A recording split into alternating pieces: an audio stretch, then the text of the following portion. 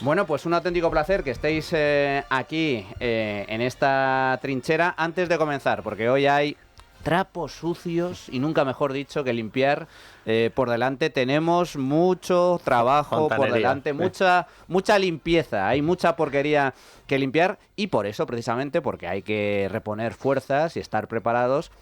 El desayuno de la trinchera, gracias a Pastelería Saúl, con tiendas en Arturo Soria, en Alcoriza, en Canillas, en la calle O'Donnell, en la calle Orense y también servicio a domicilio a través de su página web, Pastelerías Saúl, o llamando al 91 331 01. Y antes de comenzar, un anuncio, porque la verdad, Carlos, creo que hemos acertado en los tiempos, ¿verdad? Porque Carlos y yo hemos publicado libro casi al mismo tiempo. Carlos con un título que es, vamos, lo clava, el número 1, Carlos.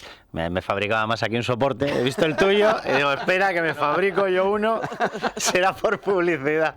El número 1, Carlos, que hoy firmas en la Feria del Libro de Madrid. 13:30 en el retiro de la Feria del Libro en la caseta 284. Pero fíjate, yo remarcaría, o sea, lo del número 1, que es verdad que es muy llamativo, oye, y es el nombre no lo elegí yo. Number one. Se lo eligió la trama. Claro. Es decir, cuando se estaba refiriendo a cómo no debería haber estado negociando el rescate de Europa y lo estaba negociando, y digo que no debería haber estado porque no estaba solicitado oficialmente.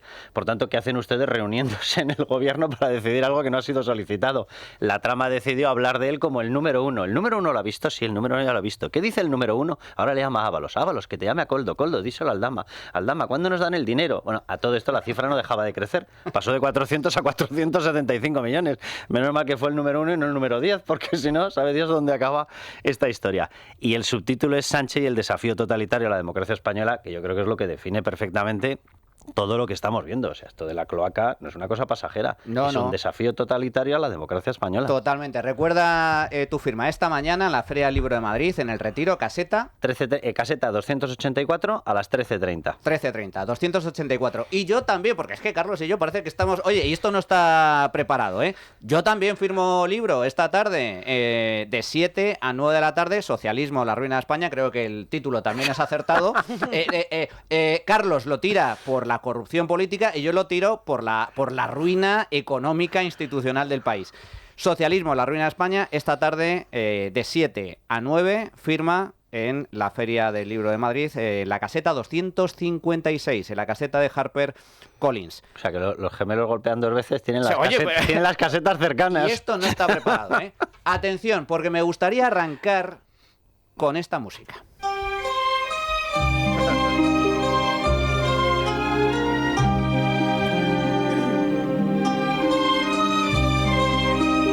Me encanta esta canción y me encanta esta película. Pero claro, yo pensaba que era ficción.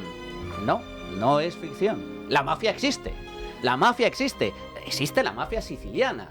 Existe la mafia italiana. Y también existe la mafia estatal. Estamos hablando de cosas muy graves. Y me gustaría empezar la tertulia de hoy, porque ayer lo enfocamos por el tema de cloacas, y vamos a abordar el tema de cloacas. Pero es que me parece muy relevante la última del PSOE. Porque lo de ayer fue criminal. Estamos hablando de un bulo, una gran mentira que ha sido propagada por el Partido Socialista con el fin de desviar la atención y con el fin de apuntar, de señalar una vez más a la UCO. Estamos hablando de lo siguiente: El Plural, periódico afín al Partido Socialista, tan afín que la directora formó parte del gobierno de Pedro Sánchez, publica una información en la cual deja caer que un capitán de la UCO, que estaba investigando casos de corrupción relacionados con el PSOE, los inicios del caso Coldo en el año 2021, tiene una conversación con un confidente y deja caer que, oye, igual hay que ponerle una bomba lapa al presidente del gobierno o contratar a un sicario venezolano. Vale. Esta noticia se difunde como el fuego por internet. Se hacen eco los medios de comunicación de izquierdas, empezando por Radio Televisión Española. Que, fijaos, Radio Televisión Española, tan eco se hace que en hora de máxima audiencia, la presentadora Silvia Inchaurrondo dice esto. La exclusiva que está publicando en estos momentos El Plural son nuevos mensajes del ex capitán de la UCO, Juan Vicente Bonilla, ahora trabajador del Gobierno de la Comunidad de Madrid, donde hablando con su confidente sobre que todavía quedaban 2 años de sanchismo decía: habla literalmente de una bomba lapa en los bajos. Bueno, esto es lo que dice Silvia Inchaurrondo. La cuestión es que esto corre como la pólvora el viernes. El sábado por la mañana, primera hora, The Objective, de la mano de Ketty Garat y Teresa Gómez, publican una información en la que desmontan esta noticia. ¿Cómo la desmontan? Pues accediendo a toda la conversación, a todos los mensajes que tiene el capitán de la UCO con su confidente. ¿Y qué pasa en esa conversación? Pues que el Plural se olvidó... Qué casualidad, qué cosas pasan, ¿verdad? Se olvidó de incluir 3 mensajes. 3 mensajes clave para entender la conversación. ¿Y qué es lo que dice la conversación? Lo que dice la conversación es que quedan 2 años para seguir investigando la corrupción del PSOE. Estamos hablando del año 2021, quedaban 2 años para las elecciones del 23. 2 años. Y entonces, el capitán de la UCO insiste, bueno, quedan 2 años para seguir investigando, y el confidente le dice, oye, pues también lo estás haciendo, que igual hasta te conceden una medalla honorífica de la Benemérita. Y dice, en tono jocoso, el capitán, o igual me ponen una bomba lapa por investigar, o igual contratan a un sicario venezolano para acallarme. Y dice el confidente, podría ser. Es decir, que la realidad de esas conversaciones es que el capitán de la UCO no quería atentar contra Sánchez. Lo que temía es que el gobierno de Sánchez atentara contra él. Y sin embargo, a pesar de todo esto, que se desmonta, como digo, a primera hora del sábado, escuchamos a varios ministros del gobierno, empezando, por ejemplo, por la ministra Montero, una vez que ya estaba desmentido, decir lo siguiente. Estemos asistiendo a la aparición de los WhatsApp y también de informaciones en la que ni más ni menos que una persona perteneciente a la Guardia Civil, este alto cargo de Ayuso, que lo ha contratado Ayuso, pues esté hablando de cuestiones que tienen que ver con la propia integridad física del presidente del gobierno. Y aquí hay una simetría total a la hora de abordar este tipo de cuestiones. Es intolerable lo que estamos viendo, lo que estamos leyendo de alguien que está en este momento cobrando un sueldo público de los madrileños y, en definitiva, del conjunto de los españoles, y que se refiere al presidente del gobierno en términos de amenazas de muerte.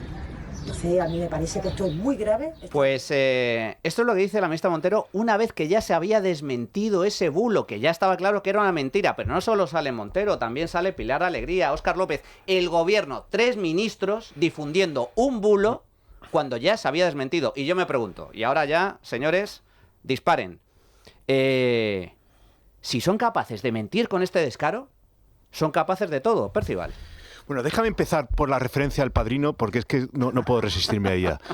En El Padrino, tanto Marlon Brando, el primero, como el hijo, las mujeres no participan de la mafia, ¿os acordáis? Las mujeres son ajenas, se ocupan de la familia, o incluso, en el caso de Diane Keaton, ¿no? La mujer de Al Pacino quiere salirse del mundo de la mafia.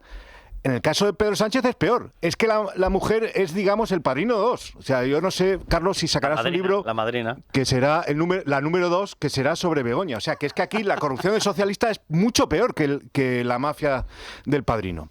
Bueno, entonces, ya centrándonos en la noticia a la que aludes. Bueno, empecemos por el Plural. El Plural... Vamos, hablar de él como un medio independiente es casi como hablar del País como un medio independiente, ¿no? O sea, es un órgano de propaganda, digamos, que incluso más burda del Partido Socialista. Yo lo leo de vez en cuando porque es que te ayuda a ver por dónde van los tiros. Hace 3 semanas el Plural ya había acuñado el término UCO patriótica. Ahí está. O sea, estos ya estaban señalando quién era el enemigo en ese momento y contra quién estaban cargando las tintas desde el gobierno y desde el Partido Socialista. Es decir, estos están a la orden de y manipulan siempre en interés de. Por supuesto, lo habéis mencionado antes, lo ha dicho Carlos, lo de los 2 DNIs de peinado, en fin, se podrían dar tantísimos ejemplos.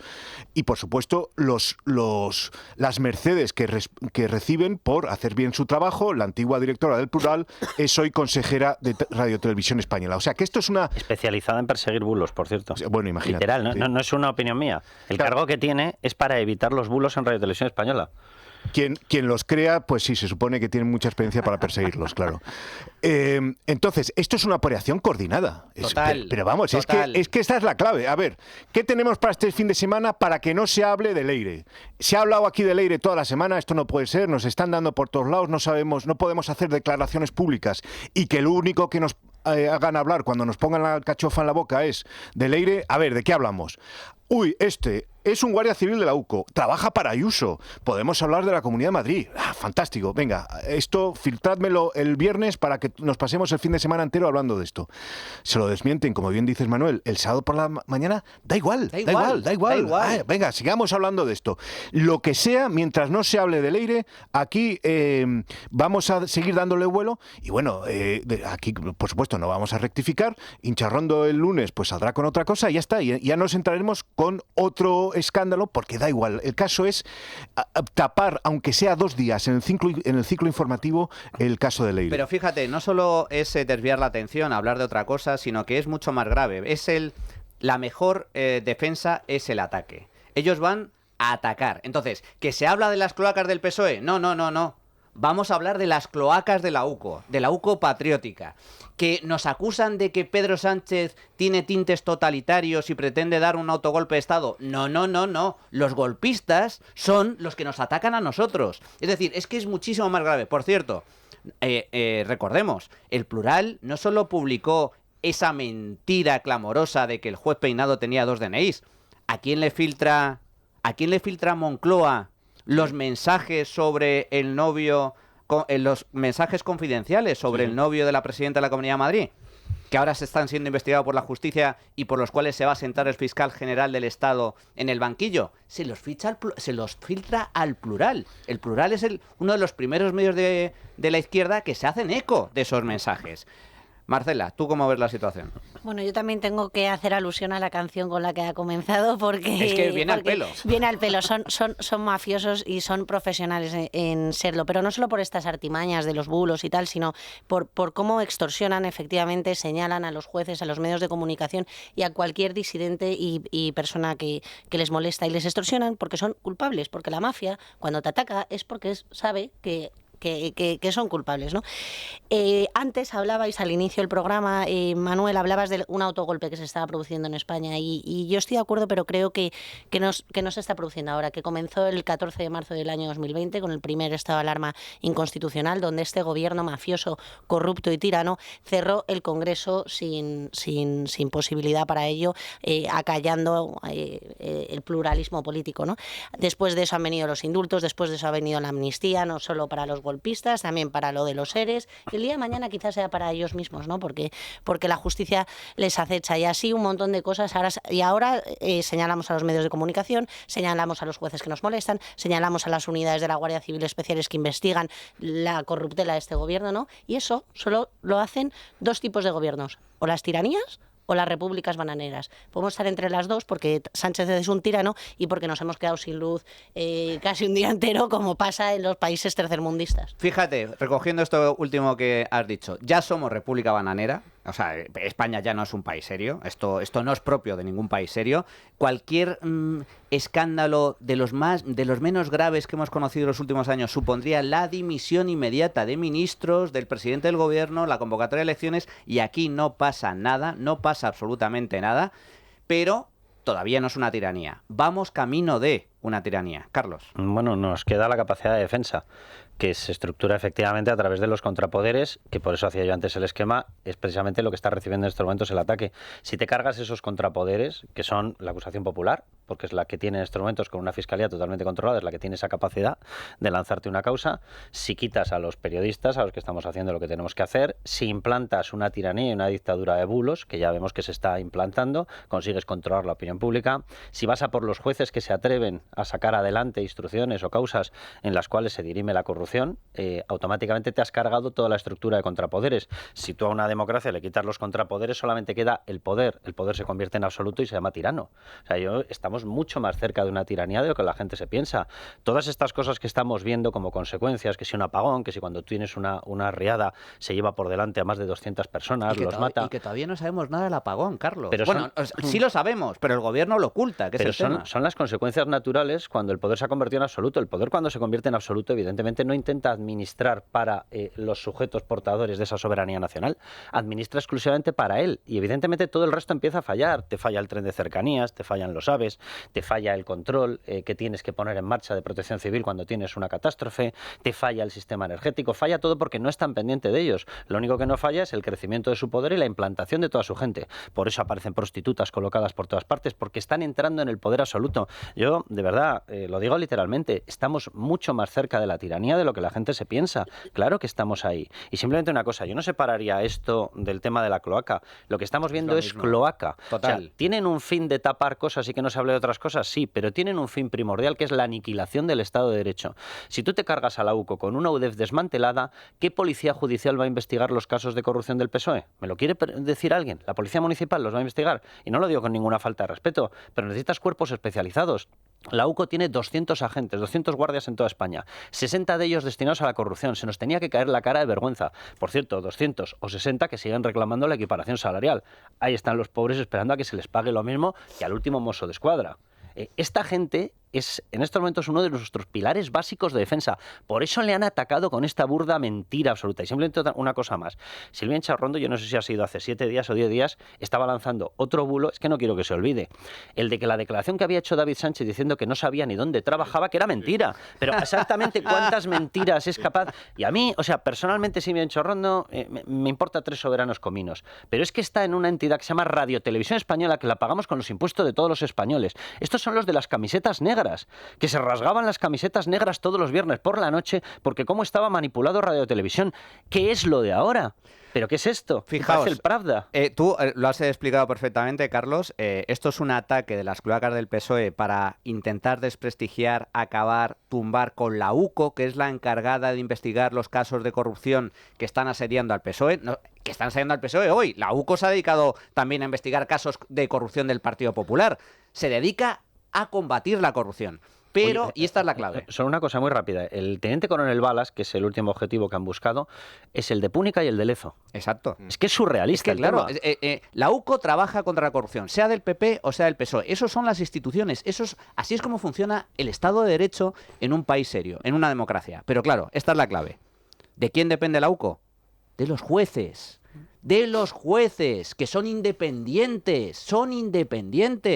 Tienen neutralidad, son cargos independientes, nadie les puede entoser, nadie le puede dar instrucciones a un juez.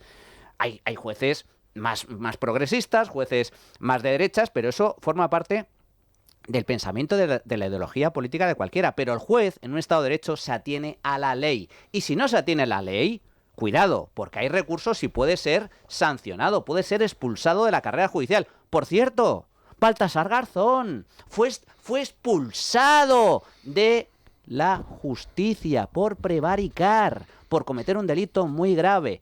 ¿Y qué pretende ahora el gobierno? No solo atacar a la UCO, pretende que la instrucción pase a manos de Fiscalía, pase a manos de los fiscales. Los fiscales no son independientes. Los fiscales dependen del fiscal general del Estado. Y ya lo dijo Pedro Sánchez. ¿De quién depende el fiscal general del Estado?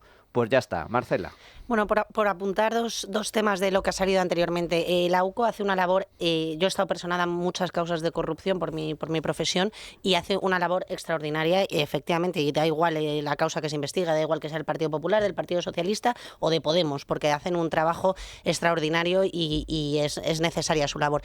Y sobre el tema de la tiranía, a mí me gusta recordar, porque es muy importante, porque no está en la mente de las personas, que cuando los países se convierten en tiranos o cuando triunfa una dictadura en una democracia, y esto se demuestra con la propia historia, no es como el clic de un interruptor que de la noche a la mañana esto se convierte en un Estado soviético o en Venezuela. No, eso es progresivo, es con una ruedecita que poco a poco vas bajando la luz y un día dices, no tengo Estado de Derecho, efectivamente, no tengo seguridad jurídica, los jueces están tocados, los medios de comunicación solo mandan el mensaje único del gobierno, y eso es progresivo. Y el día que nos demos cuenta ya es demasiado tarde, ¿no? Por eso es importante recordar que este gobierno mete la zarpa constantemente en todo aquello que debería ser independiente. Y bueno, sobre el tema de la Fiscalía, pues qué voy a decir, si es que todos los letrados y todos los jueces estamos viendo continuamente esta situación que resulta lamentable. Dentro de unos días se va a producir un parón judicial que en parte viene por esto, por la nueva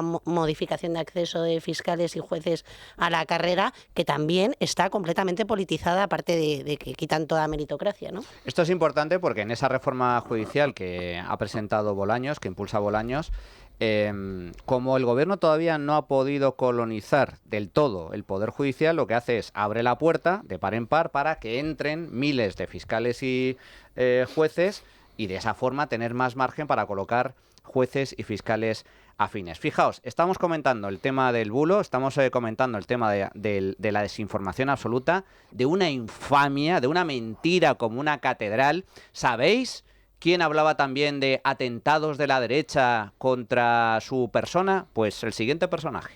Y se trata de un atentado para matarme. Han intentado asesinarme el día de hoy.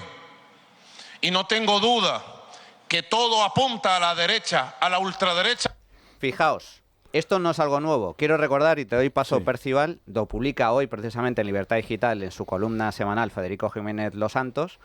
En las elecciones pasadas, en las de autonómicas y locales de mayo, ¿os acordáis de las balas de Marlaska?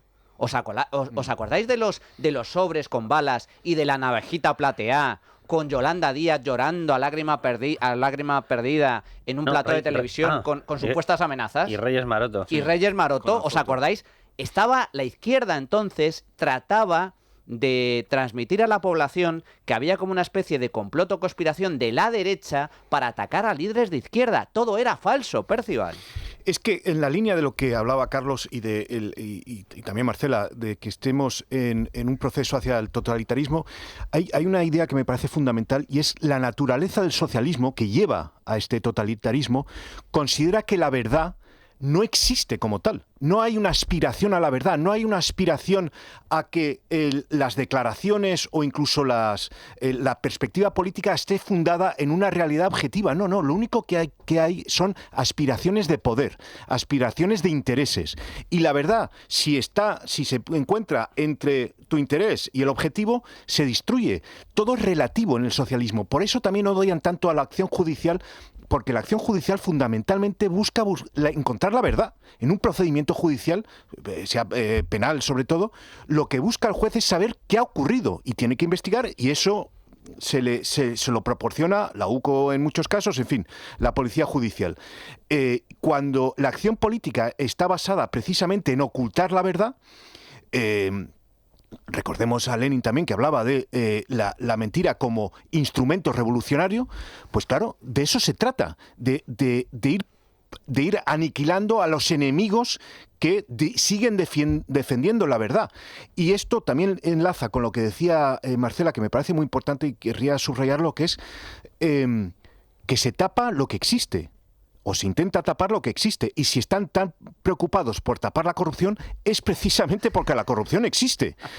Y toda esta acción que están teniendo es fundamentalmente contradictoria con el discurso del PSOE. O sea, ¿qué está diciendo el PSOE? Por un lado te dice que todos son bulos, pero por otro lado su acción es tapar la corrupción. Entonces, una cosa y la otra son contradictorias. No puede ser. Si fuesen bulos no habría que taparlo. Con lo cual, ¿tú qué vas a creer? ¿Lo que dice el PSOE o lo que hace? Evidentemente, lo que hace. Leire es mucho más creíble que las declaraciones de Pedro Sánchez. Estamos hablando, Carlos, y tú lo explicas perfectamente en tu sección, de una operación de cloacas de Ferraz para sacar información sucia, comprometedora, con el fin de atacar a investigadores, a fiscales anticorrupción y a jueces, como bien ha publicado Libertad Digital, contra jueces concretos con nombres y apellidos que están llevando casos de corrupción del PSOE.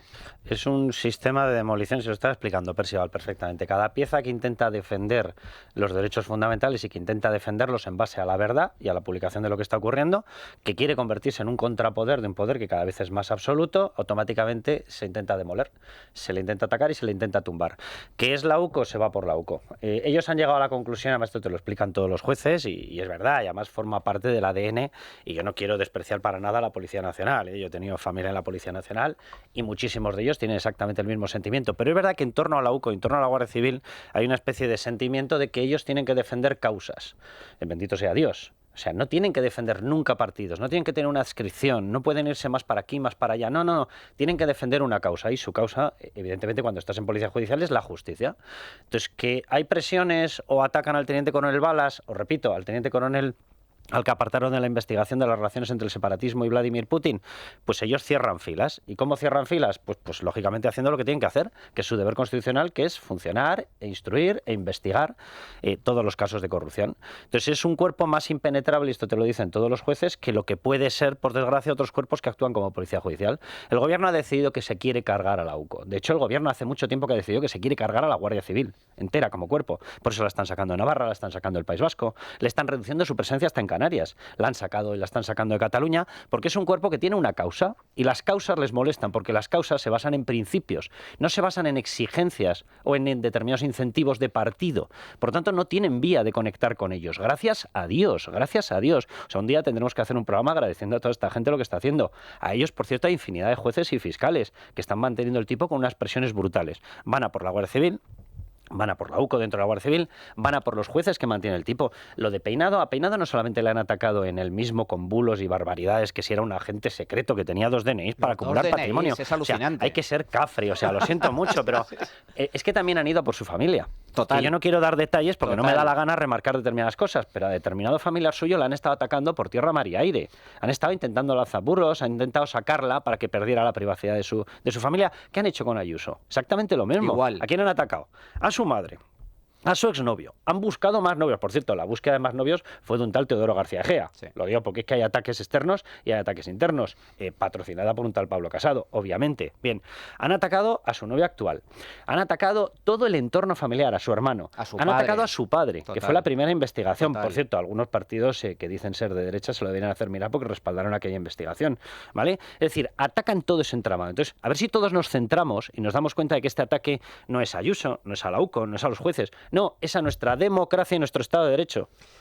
Fijaos, comentabas el tema de Balas. Vamos a recordar ese corte muy breve de Leire Díaz en esa reunión que tuvo con Hamlin, un empresario investigado, al que le trataba de solicitar información sobre distintos agentes incómodos para el gobierno. Entre ellos, el teniente coronel, el responsable de la UCO, Balas.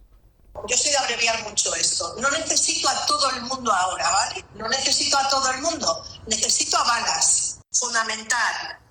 Es importante que esté documentado. Yo, con que haya 4 cosas documentadas, me vale. No hace falta que sean 250 de presunciones, ¿vale? Y una cosa te voy a decir. No, yo te voy a decir otra. Tengo una cosa. Con una cosa que te dé ya está muerto. Pues perfecto, ya está, mejor todavía me lo pones. Mejor todavía me lo pones. Con una cosa que me des, con una cosa que ya está demostrada, documentada y tal, está muerto. Mejor me lo pones, dice la militante socialista. Que define a la UCO como subversivos. Es que es lenguaje puramente socialista. Por eso, en fin, lo que decíamos antes, la verdad es subversiva para el socialismo. Hay que eliminarla. Pero dejadme contaros una anécdota que creo que es muy reveladora. Hablabas, Carlos, de cómo se quieren cargar a la Guardia Civil. La directora de la Guardia Civil se llama Mercedes González. Yo la conozco porque fue concejal del Ayuntamiento de Madrid cuando yo fui concejal en la época de Carmena, y entonces, bueno, pues algo lo conozco. En un debate que tuvimos en el Pleno del Ayuntamiento de Madrid, pues yo denunciaba cómo la izquierda tiene tendencia a defender a delincuentes. En fin, una cosa bastante llamativa. En el caso de Carmena era el Alf Honesto y tantos otros. Y entonces lo que hice fue sacar la foto esta del PSOE yendo a apoyar a Barrio Nuevo y Vera a la entrada de la cárcel de Guadalajara en el 98, cuando tenían que entrar y entonces pues me puse a criticarlo. ¿Y sabéis quién levantó la mano y dijo que estuvo ahí en el 98 apoyando a Barrio Nuevo y Vera? Mercedes González. La directora, de la Guardia Civil. Tenemos una directora de la Guardia Civil en España que defendía a delincuentes en el año 98 porque eran de su cuerda. ¿Cómo no va a ser una agente subversiva ella que busca acabar con la Guardia Civil? Hombre, claro, es que esos son los que tenemos. Bueno, vamos a hacer una pequeña pausa. Nos quedamos con este titular maravilloso, el de la directora de la Guardia Civil, con ese abrazo a los delincuentes condenados por la justicia de delincuentes del PSOE, altos cargos del PSOE, que ingresaron en la cárcel por ese tema hace ya años. Hacemos una pequeña pausa y regresamos. Bueno, pues ya estamos de vuelta en el tiempo de tertulia y tenemos para hablar precisamente de este bulo y el desmontaje del bulo sobre el capitán de la UCO y esa bomba lapa, pues a una de las periodistas que ha desmontado esta gran farsa, esta gran mentira. Se trata de Teresa Gómez, periodista de investigación del periódico The Objective y colaboradora tertuliana de este programa. ¿Qué tal, Teresa? Buenos días, ¿cómo estás? ¿Qué tal? Buenos días, Manuel. Bueno, lo primero, enhorabuena por el desmontaje, porque es que si no, a estas horas estaríamos hablando todavía del supuesto atentado, magnicidio contra Pedro Sánchez, con todos los voceros del gobierno diciendo por tierra, mar y aire que un agente de la UCO quería ponerle una bomba lapa al presidente. ¿Cómo? Cuéntame un poco. Vosotras ya teníais, tanto Ketty Garat como tú, la totalidad de los mensajes que se intercambiaron este capitán de la UCO, que estaba investigando casos de corrupción, con su confidente, ¿verdad? Y cuando El Plural publica esta mentira, esta farsa, ¿vosotras cómo reaccionáis? Bueno, pues nosotras indignadas y sorprendidas a la vez, ¿no? Porque no entendíamos si ellos realmente tenían la totalidad de los mensajes como lo teníamos nosotros, cómo podían manipular de esa manera. Pensábamos, o le han dado los WhatsApp manipulados, porque nos parecía totalmente incomprensible que un periodista pueda llegar a hacer eso, sí. Vosotras teníais acceso a todos los mensajes y entonces cuando publicáis esa información a primera hora de la mañana se desmonta por lo tanto la mentira. No es que este agente de la UCO, este capitán, quisiera atentar contra Pedro Sánchez, sino al revés. El agente de la UCO, en tono entiendo que jocoso, un poco de broma, le dice a su confidente, igual por investigar al PSOE me ponen una bomba lapa a mí o contratan a un sicario venezolano. Cuéntanos, Teresa, esto en concreto y ponnos un poco en contexto. ¿Quién es este capitán de la UCO? Vale, así es. De hecho, parte de esos mensajes nosotros los publicamos en enero del año 2024, del año 2025, justo explicando lo que finalmente ha pasado. O sea, nosotras publicamos que este miembro de la UCO, del Servicio de Fuentes, comenzó la investigación ya en el año 2021 porque uno de sus confidentes justo le alertó del presunto cobro de comisiones en los contratos, en las adjudicaciones de mascarillas cobradas a través de Koldo.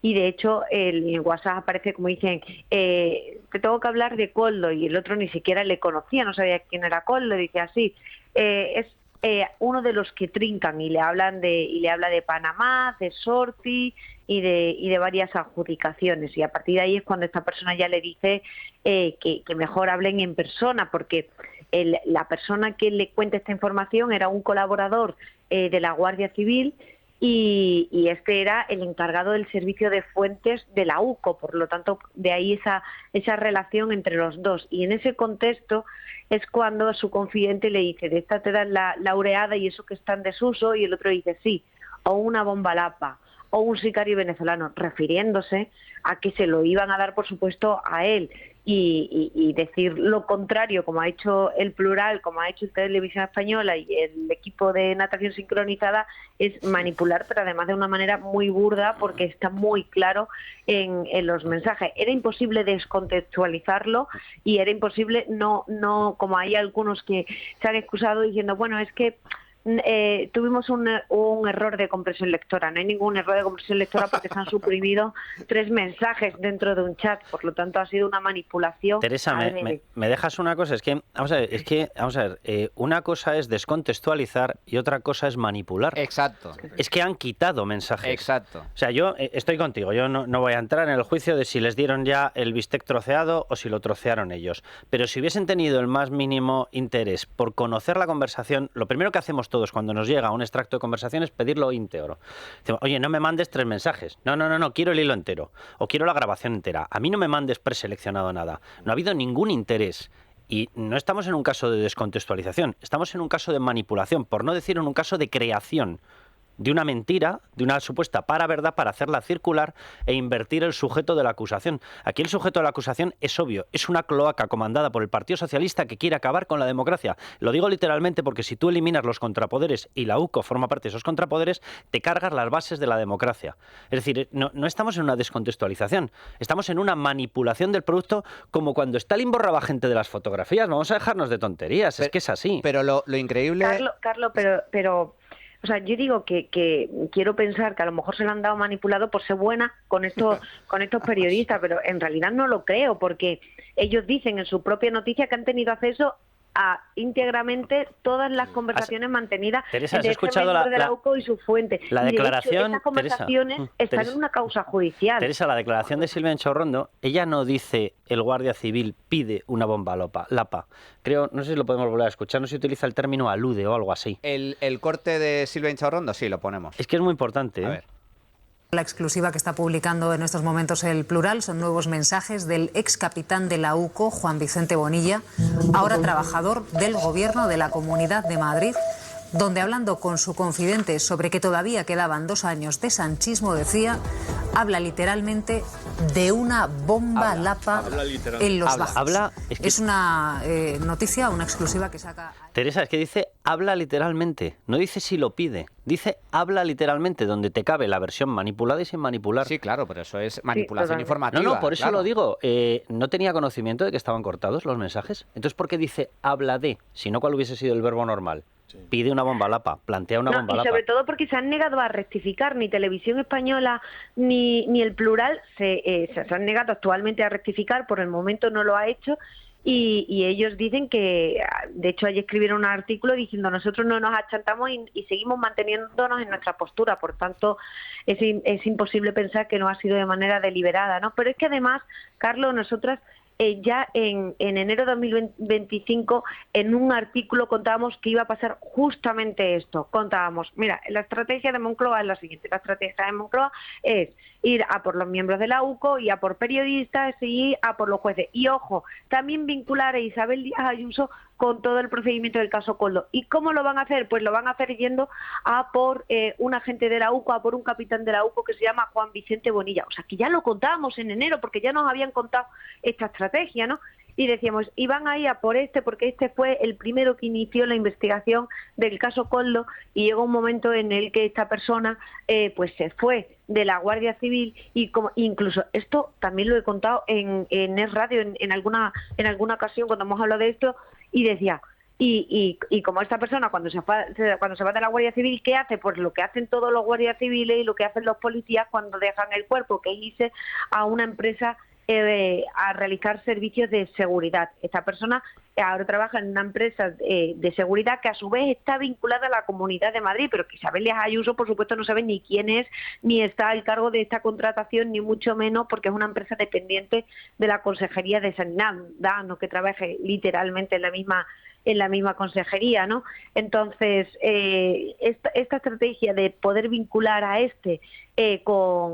con una supuesta investigación prospectiva y de hecho también culpa de Isabel Díaz Ayuso ya estaba más que pensada, entre otros motivos, porque esta trama de las cloacas del Estado ya se pusieron en contacto con José Luis Caramés, que fue el primer denunciante en el año 21 de esta trama, que es el confidente a su vez de Bonilla, y esta trama le propuso a Caramés, a través de un abogado, de un intermediario, pues que culpase a Bonilla diciendo pues que le había presionado para denunciar esto, y a su vez le decían, bueno, le propusieron, bueno, ¿y la Fiscalía va a cambiar de criterio en una causa judicial que tú tienes en la Audiencia Nacional? Actualmente está imputado y los delitos que se le imputan a este confidente son de pena de prisión. Esta persona tiene 3 hijos, una mujer enferma, y llegó un momento en el que dijo,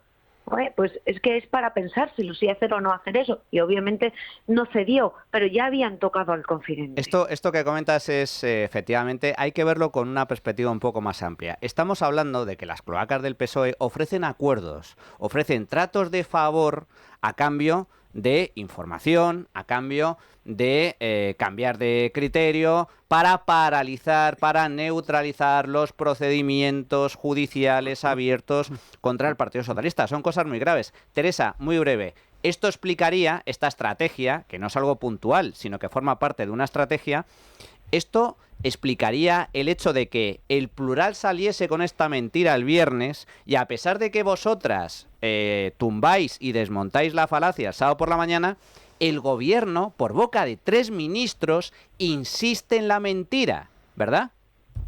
Totalmente, porque de hecho dentro de esa estrategia también nos decía, y se van a utilizar a medios afines para propagar el mensaje, y a partir de ahí entrarán los miembros del gobierno. Eso también nos lo contaron hace casi un año, y efectivamente un año más tarde estamos viendo que se está produciendo punto por punto lo que nos contaron en su día. Pues Teresa Gómez, periodista de investigación de Objective, tertuliana y colaboradora de este programa, muchísimas gracias, enhorabuena por vuestro trabajo, fuerte abrazo. Muchísimas gracias a vosotros. Un beso enorme. Bueno, pues esto es lo que hay. Es fango puro, vamos. Son una cosa muy importante de lo que ha dicho Teresa. Año 21. ¿En qué año comienza la investigación de la UCO por la trama Coldo? Año 21. Ahí está. ¿En qué año tiene conocimiento el PSOE? Lo digo, además tenemos un hecho que es absolutamente indudable. Cuando deciden no apartar, sino medio esconder a Ábalos para que siga en las listas, siga votando con ellos, pero ya no sea ministro. En el año 21.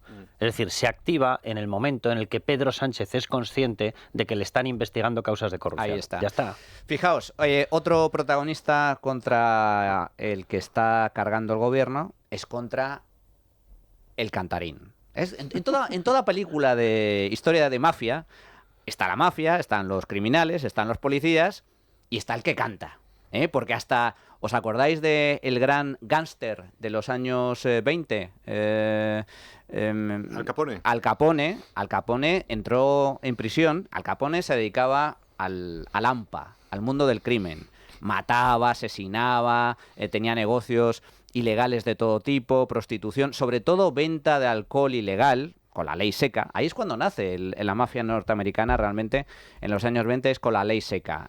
Se prohíbe la venta de alcohol y la mafia pues empieza a comerciar con alcohol. Pero Al Capone no fue a prisión por asesinar a nadie, fue a prisión por un delito fiscal. ¿Quién cantó? El contable, el contable de la mafia, que le descubrieron que tenía 2 libros, 2 libretitas, la contabilidad A y la contabilidad B.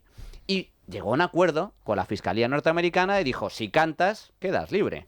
Y quedó libre, y el que fue a prisión fue Al Capone. Bueno, contra Víctor de Aldama, que es el nexo corruptor de la trama, recordemos.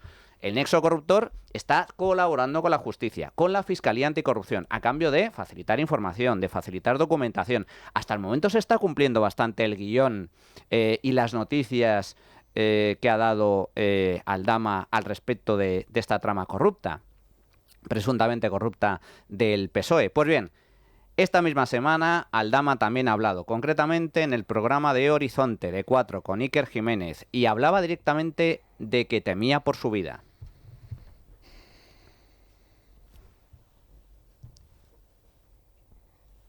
Pues salí de la cárcel, sitio donde este gobierno corrupto y sin vergüenza me metió, pues lo único que he hecho es colaborar con la justicia, arriesgar mi vida, ya se está viendo, que esta señora va libremente diciendo que el teniente coronel Balas debería de estar muerto, pero también va diciendo que Aldama hay que silenciarlo sí o sí, dicho por uno de ellos, con órdenes del presidente. Dice, esto que acabo de decir son órdenes del señor presidente Pedro Sánchez.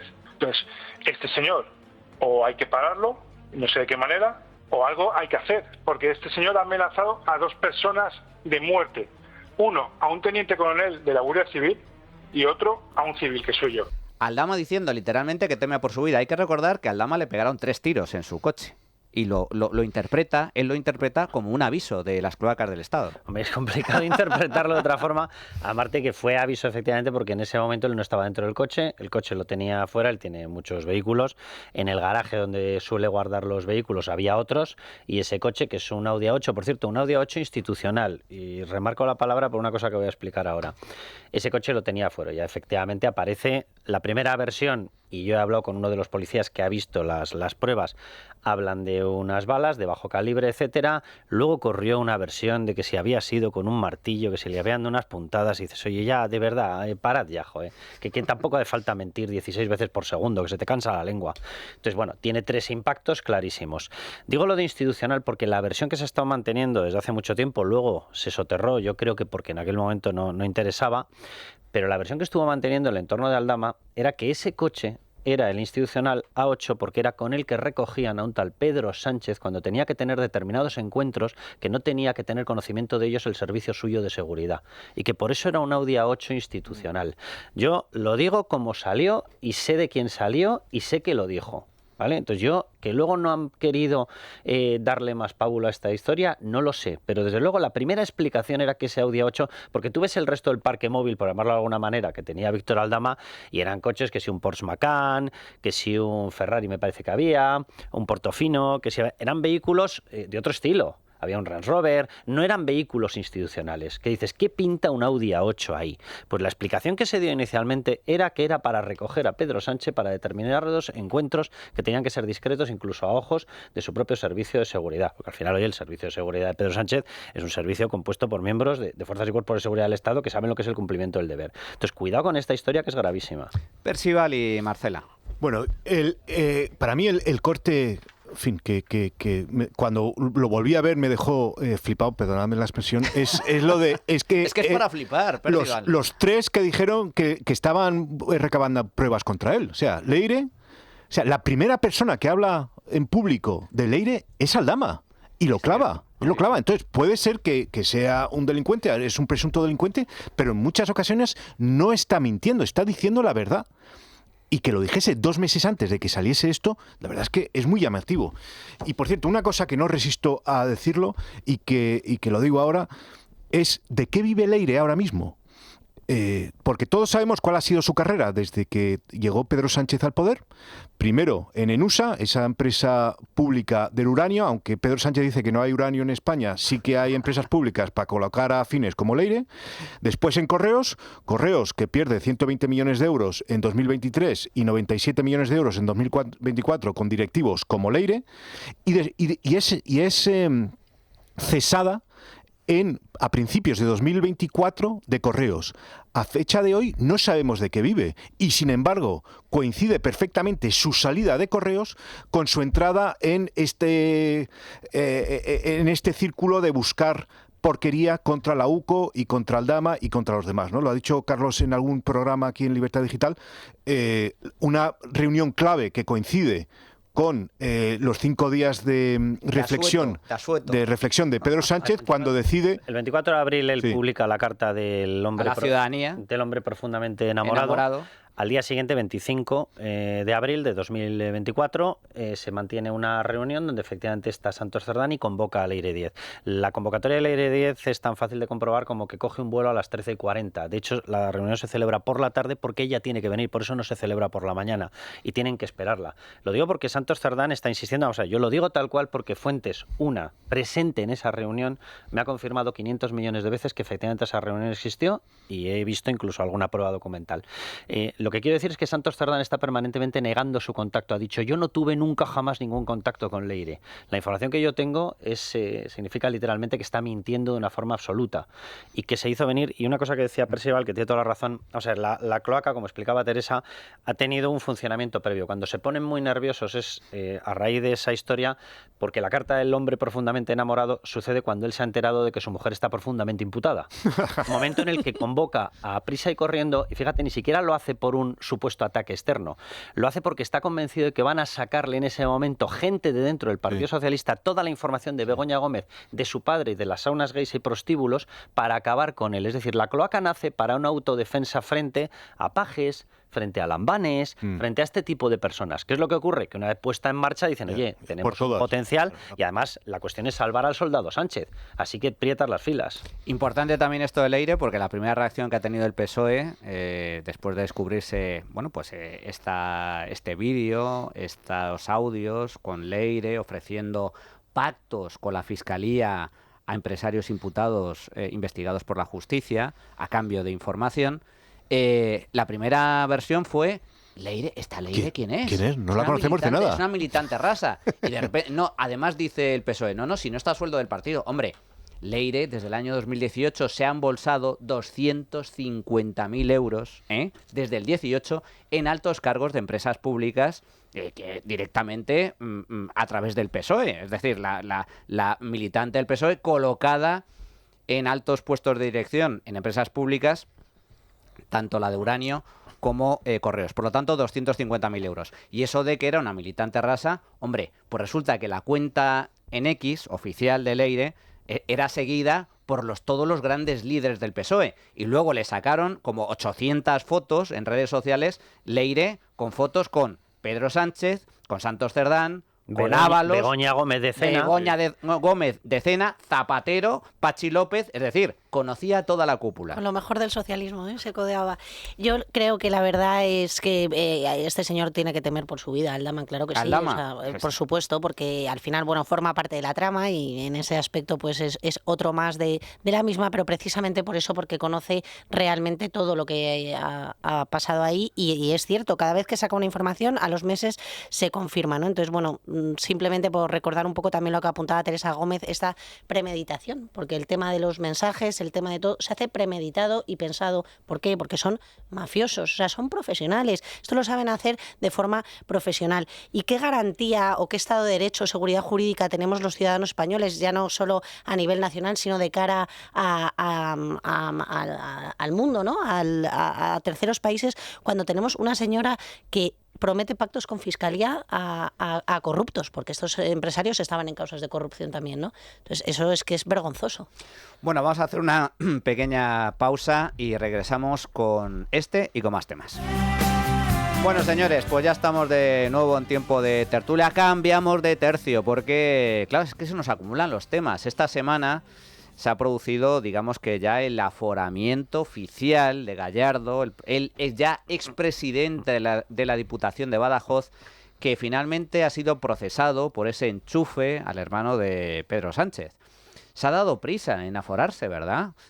Finalmente, la juez Viedma, que está investigando el enchufe del hermanísimo de David Sánchez, de ese músico extraordinario, pues resulta que... Resulta que finalmente lo va a sentar en el banquillo. Lo sienta él y también sienta a Gallardo. Pero este aquí que Gallardo, 24 horas antes de que se conociera el auto de la juez Viedma, en el que procesa finalmente tanto al hermano como a Gallardo, pues solicita el aforamiento. ¿Para qué? Pues para retrasar ese juicio que se va a celebrar y, de hecho, para que pase a una instancia superior, en este caso el Tribunal Superior de Justicia de Extremadura, donde, bueno, pues hay cierto margen político para colocar jueces. Gallardo es el mismo que cuando salta el escándalo del hermanísimo decía que en ningún caso se iba a aforar. Yo no tengo que salir corriendo a una institución para aforarme, sino que prefiero previamente que quede cerrado y archivado este tema, y además de, lógicamente, los procesos internos de mi partido, porque de cualquier otra forma se podría entender que voy a aforarme para que sea el Tribunal Superior de Justicia quien tenga que asumir esta causa, y como estoy absolutamente tranquilo. Bueno, pues tan tranquilo estaba, Esto lo dice mientras estaba investigando. Tan tranquilo estaba que finalmente, justo cuando lo van a procesar y lo van a sentar en el banquillo, ¿qué hace Gallardo? Esto. El motivo de esta comparecencia es para trasladarles mi decisión de incorporarme de forma inmediata a la Asamblea de Extremadura. Pues ala, ahora aforado. A ver, yo sigo sosteniendo, fíjate, a lo mejor se le escapó una verdad. Dice, yo no voy a salir corriendo, y le faltó decir, porque ya me van a empujar. A ver, yo sigo sosteniendo, lo he hablado con algún magistrado, cuidado con esta historia, porque, vamos a ver, desde el punto de vista de Miguel Ángel Gallardo, yo obviamente no espero nada, todo lo que hace es de una tosquedad, de una zafiedad y de una obviedad absoluta. Enchufó a David Sánchez porque le apetecía y punto, retorcieron el puesto porque les daba la gana y punto. Todos los testimonios de toda la gente que estaba en la Diputación de Badajoz en aquel momento lo han certificado hasta el punto de que el asunto con el que se referían a esto era hermanísimo. Entonces, a partir de ahí, pues ya nos podemos imaginar todo el resto. Pero hay una cuestión, y es que supuestamente tú tienes que evitar el fraccionamiento de la causa, hay un principio de unidad de causa, y yo tengo la sensación, por varias cosas, una la voy a explicar ahora, de que esto no ha sido diseñado por el propio Miguel Ángel Gallardo, sino que ha sido diseñado por el equipo jurídico de Pedro Sánchez para proteger y provocar una especie de pseudo-aforamiento de David Sánchez. Si tú no puedes fraccionar la causa, al aforar a uno, tienes que aforar, por decirlo de una manera así burda, a todos y llevarlos a todos al Tribunal Superior de Justicia. Esto no es un principio automático, va a tener que decidir, lógicamente, la capa judicial, pero están intentando esa estrategia, obviamente. Es decir, esto no es solo el aforamiento de Miguel Ángel Gallardo, alias el Valiente. No. Es el aforamiento o el intento de aforamiento de todos ellos. Repito, cosa que yo la he consultado con algún magistrado y me han dicho, mira, evidentemente la última palabra la tienen los jueces, pero por desgracia sí que se abre esa vía. Y simplemente una cosa, los estatutos del Partido Socialista prohíben literalmente lo que ha ocurrido. Este señor tendría que estar expedientado y tendría que estar expulsado. ¿Se han activado los estatutos del Partido Socialista? No. ¿Quién manda sobre ese organismo? Pedro Sánchez. ¿Pedro Sánchez ha activado el botón? No. ¿Lo hemos publicado en prensa? Sí. Si no lo ha activado, ¿por qué es? Porque activamente quiere abrir esa vía de pseudoaforamiento de David Sánchez. Efectivamente, incumplimiento claro de los estatutos del PSOE, se la salta la torera, no hay ningún tipo de actuación contra Gallardo por esta cuestión, por el tema del aforamiento, pero es que resulta que tampoco hay ningún tipo de actuación contra Leire Díaz, la fontanera de Ferraz, a la cual le abren un expediente informativo, que es como no abrirle nada, y por cierto, a Ábalos le abrieron un expediente de expulsión que todavía sigue tramitándose, no lo han expulsado. Percival y Marcela. Está por ver que le funcione esto a Gallardo. Y hay dos cuestiones que están encima de la mesa y vamos, tendría muchísima ironía que al final, siendo diputado, vaya a tener que sentarse en el banquillo como los demás, junto con su hermano, con el hermano de Pedro Sánchez. Primero, ya hay puesta una denuncia por fraude de ley. Eso, yo creo que hay evidencias de que esto es un fraude de ley, es decir, él utiliza una vía legal, pero con un fin espurio que es que pase a ser aforado y para ello obliga a 5 personas a dimitir. Y segundo, y esto es muy importante también, la juez Viedma, cuando él pues manda el escrito diciendo ahora soy diputado y estoy aforado, responde con otro auto pidiéndole al Tribunal Superior de Justicia, perdón, a la Asamblea de Extremadura, que le diga desde cuándo tiene la condición de diputado. Y esto es muy importante, porque no es solamente cuando hayan dimitido los demás, es que los diputados adquieren la condición de tal cuando juran su cargo o prometen. Y él lo hizo después de que la juez Viedma mandase este auto. Por lo tanto, puede ser, y ahí va a haber un debate jurídico muy interesante, que él formalmente no fuese diputado en el momento en el que se mandó... ¿Por qué no ha jurado el cargo todavía? Lo hizo ayer. Sí. Lo hizo esta semana. Lo hizo esta semana y dice... Sí. Pero la opinión sincronizada, fíjate que tiene toda la razón Percival, que ha ido lanzando la idea de que es desde que se presentan las credenciales, lo cual habría sido antes. Bueno, tienen ese interés, imaginémonos por qué. Pero todo el mundo sabe, y bueno, yo he sido diputado, que la fórmula es... pues eso, jura usted o promete usted acatar y hacer cumplir la Constitución, sí. Y entonces el presidente de la Asamblea dice, ha adquirido usted la condición plena de diputado. En ese y momento, lo dice ahí. En ese momento, no antes. No antes, exactamente. Interesante. Entonces está por ver eso. Marcela. Pues lo de cumplir la Constitución los socialistas, vamos a tener que hacer una limpia de diputados. Imagínate. Si solo fueran los socialistas. A ver, yo creo que la gravedad de este asunto de Gallardo es la impunidad con la que actúan. O sea, es que es tremendo que en este país un señor, para hacer precisamente un aforamiento de movimiento de sillones, se empieza a cargar aquí a gente de la lista que han sido elegidos por unas elecciones en el año 2023 y se empieza a sacar a personas para subirle en el puesto y aforarse a su manera, ¿no? Bueno, es que esto es muy importante porque es que, claro, uno de los diputados socialistas de la Asamblea de Extremadura le obligan a dimitir. Pero como Gallardo iba en la lista muy atrás, hacen renunciar a 4. Claro, a todos los de antes, o sea. A 4. Que lógicamente, ¿por qué renuncian? Los renuncian a cambio de algo. Y los van colocando, van colocando en distintos puestos. Sí, por eso es que es que tienen la cara de hormigón armado, la verdad. Entonces, como se dice, está mal dicho, pero hay que decirlo, ir con la chorra fuera, ya directamente, abiertamente, sin ningún tipo de complejo. Sí, totalmente. Y luego, por otro lado, también comparto lo que decía Carlos. En primer lugar, esto pues se trasladará al Tribunal Superior de Justicia de Extremadura, previsiblemente la causa al completo, así que de facto, y todos los imputados en la misma, entonces de facto el último beneficiado o el principal beneficiado va a ser el hermano de Sánchez.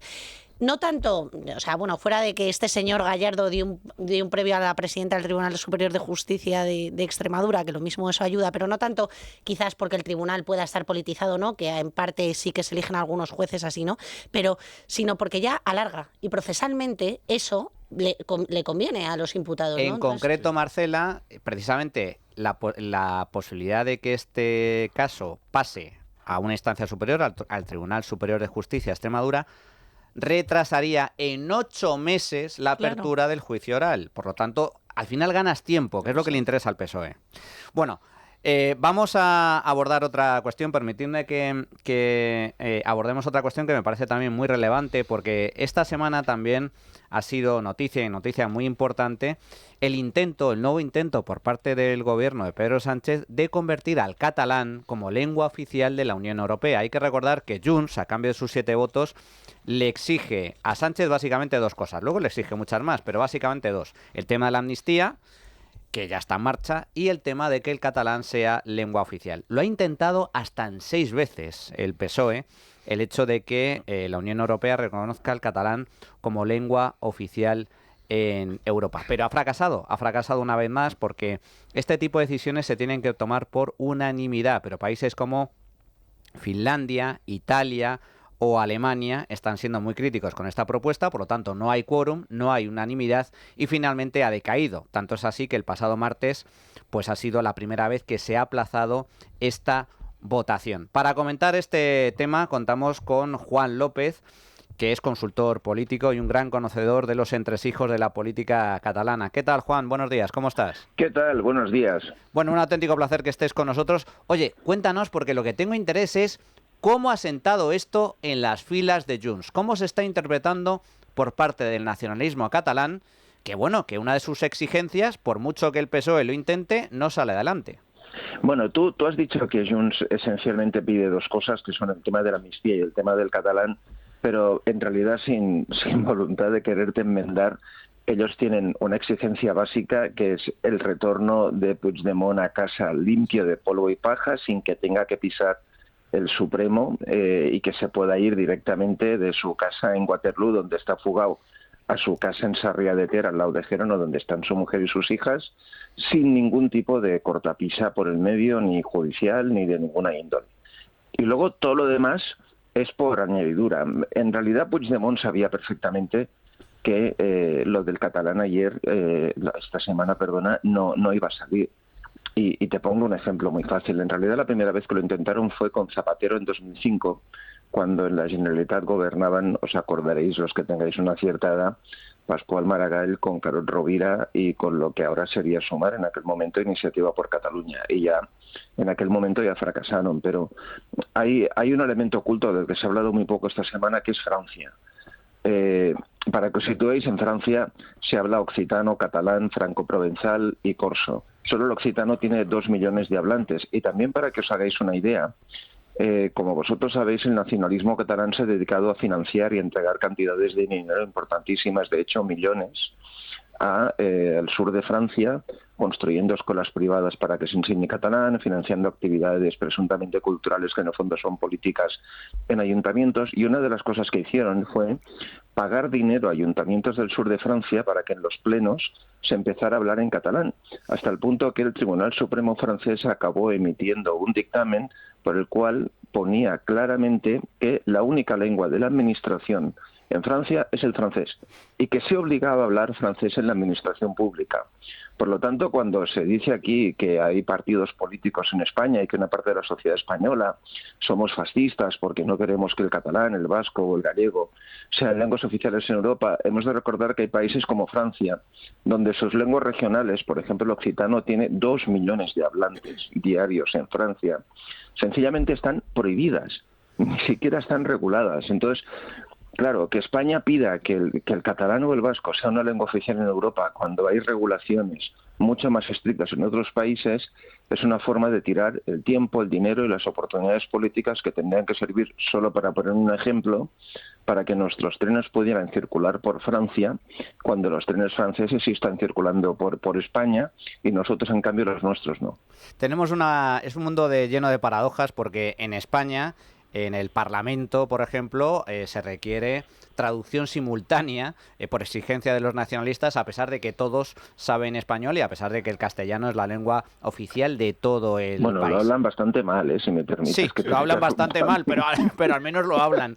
Y sin embargo, ahora exigen la oficialidad del catalán en la Unión Europea. De hecho, el ministro de Exteriores, Álvarez, ya dijo literalmente que una de sus funciones será trabajar para conseguir la oficialidad de las lenguas como el catalán en Europa. Sin embargo, el rechazo a esta solicitud, a esta propuesta, no parte de partidos políticos determinados, que también, sino sobre todo de países, porque para adoptarlo requiere unanimidad. Y hay países como Finlandia, como Suecia, como Italia, como Alemania, que dicen que no, que ni de broma, que esto no tiene sentido. La cuestión es, el rechazo ha sido interpretado, si no me equivoco, Juan, como un nuevo ataque del Partido Popular, ¿verdad? Tanto Junts como Illa dicen, no, esto es la derecha, la ultraderecha, que no quiere el reconocimiento del catalán en la Unión Europea, a pesar de que, como bien dices, ese reconocimiento oficial en Europa es imposible. Bueno, ahora hablabais vosotros de los de la sincronizada.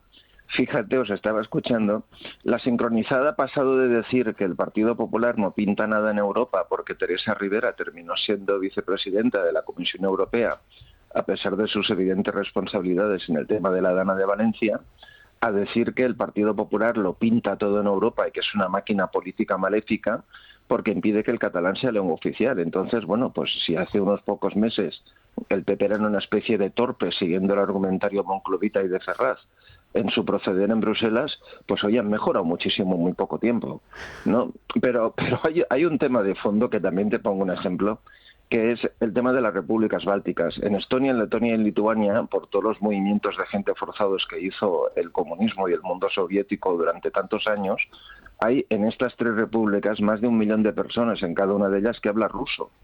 Entonces, claro, si se concede la oficialidad del catalán, caeríamos en la paradoja de que en plena guerra de la Unión Europea apoyando a Ucrania contra Rusia, estaríamos estableciendo la oficialidad del ruso en la Unión Europea, lo cual no tiene ningún sentido, o a lo mejor sí, porque como tú sabes, hay también una investigación en marcha en el Instituto de Helsinki sobre cuáles son los vínculos del independentismo catalán y cuáles son las reuniones que tuvo Puigdemont y su gente en los días del procés con los rusos. Efectivamente, esa es una de las cuestiones clave de cómo Rusia, de cómo Vladimir Putin también apoyó precisamente el movimiento independentista en Cataluña. Juan López, consultor político, muchísimas gracias, fuerte abrazo.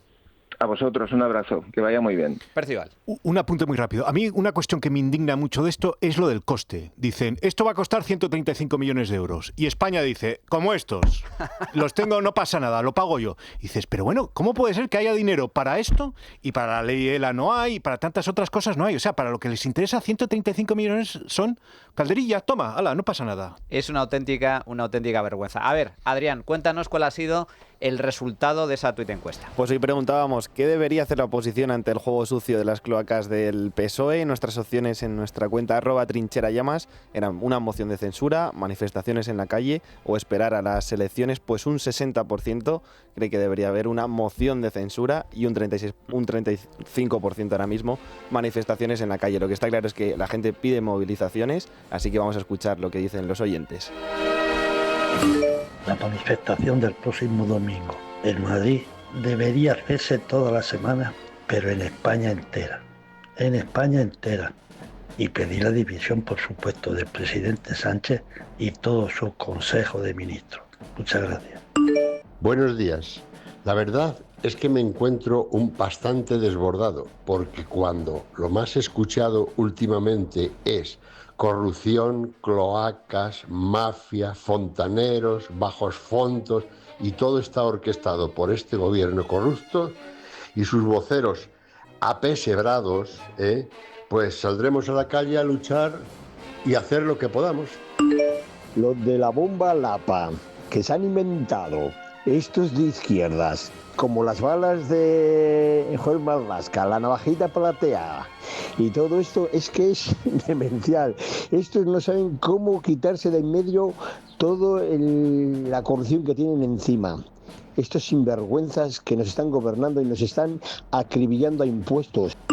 Lo primero que tiene que hacer la oposición es ponerse de acuerdo y meterse en la cabeza que el enemigo común es Pedro Sánchez. Solo así podrán elaborar una ofensiva común, coordinada, que puedan aplicar desde la mañana hasta la noche, día tras día. Es decir, pasar directamente a un ataque constante contra el único enemigo de nuestra nación, que es Pedro Sánchez y todo su gobierno. Bueno, pues muchas gracias a todos nuestros oyentes. Carlos Cuesta, recuérdanos, hoy firmas en la Feria del Libro. Venga, hoy firmo yo y firmas tú. Bueno, venga, sí, yo por la mañana... El número 1, por la mañana. 13:30 y te vas, te tomas una Coca-Cola, una caña, lo que quieras, unas rabas, un pincho y te vas a la firma del libro 13:30, caseta 284. El número 1, nuevo libro de Carlos Cuesta, Percival Manglano. Me llevo una copia. Hombre, y además dedicada. Y dedicada. Tú ya tienes el y mío. El tuyo, ya me lo leí, lo recomiendo, por supuesto. ¿Te gustó? Tú, hombre, ¿No te lo ha dedicado, Manu? Sí. Vale. Hay una idea que me parece fundamental de tu libro, Manuel. La riqueza es artificial. Lo básico es la pobreza. Salir de la pobreza es muy difícil. Esa es la clave. Y hay que dedicarle mucho esfuerzo. Pero del mío no dice nada. Hombre, porque no me lo has leído. Pero me da la sensación de que sabemos por dónde va. Marcela Rigía, muchísimas gracias. Gracias a vosotros. Bueno, aprovecho también para... También me he leído tu libro, pero no me lo has dedicado. Pues tráelo y te lo dedico. Y también aprovecho para recordar, porque Carlos y yo hacemos tándem hoy en la Feria del Libro. Yo esta tarde de 7 a 9 en la caseta 256 de HarperCollins, ahí estaré firmando. Y ahora hacemos una pequeña pausa y regresamos con otra sección especial, Historia Negra del Socialismo Español, porque esto viene de lejos. Y después la sección de No te equivoques con Nuria Richard. La Trinchera de Llamas, con Manuel Llamas.